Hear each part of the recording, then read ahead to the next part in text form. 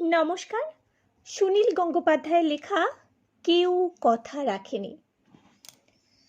কেউ কথা রাখেনি। ৩৩ বছর কাটলো, কেউ কথা রাখেনি। ছেলেবেলায় এক বষ্টমী তার আগমনী গান হঠাৎ থামিয়ে বলেছিল, শুক্লা দ্বাদশীর দিন অন্তরাটুকু শুনিয়ে যাবে। তারপর কত চন্দ্রভুক অমাবস্যা কেটে গেল, কিন্তু সেই বষ্টমী আর এলো না।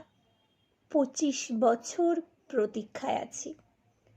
মামাবাড়ির মাঝি নাদির আলী বলেছিল, তুমি বড় হও দাদা ঠাকুর, তোমাকে আমি ৩ প্রহরের বিল দেখাতে নিয়ে যাব। সেখানে পদ্মফুলের মাথায় সাপ আর ভ্রমর খেলা করে।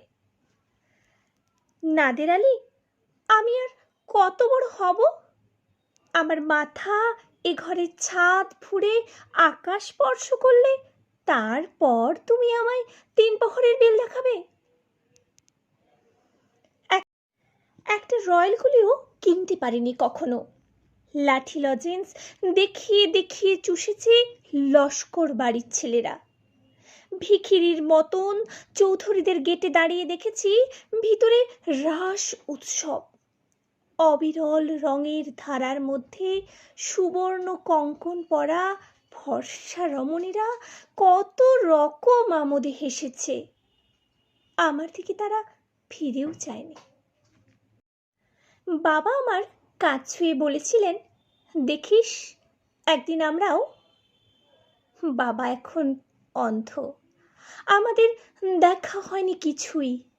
সেই রয়্যালগুলি, সেই লাঠি লজেন্স, সেই রাস উৎসব আমায় কেউ ফিরিয়ে দেবে না।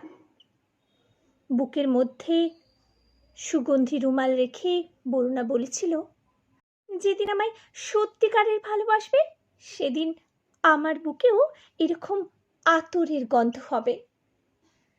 ভালোবাসার জন্য আমি হাতের মুঠোয় প্রাণ নিয়েছি।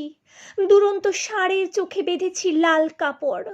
বিশ্ব সংসার তন্ন তন্ন করে খুঁজে এনেছি ১০৮টা লাল পদ্ম। তবু কথা রাখেনি বরুণা।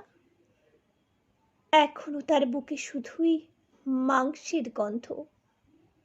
এখনো সে যে কোনো নারী, কেউ কথা রাখেনি। ৩৩ বছর কাটলো, কেউ কথা রাখে না।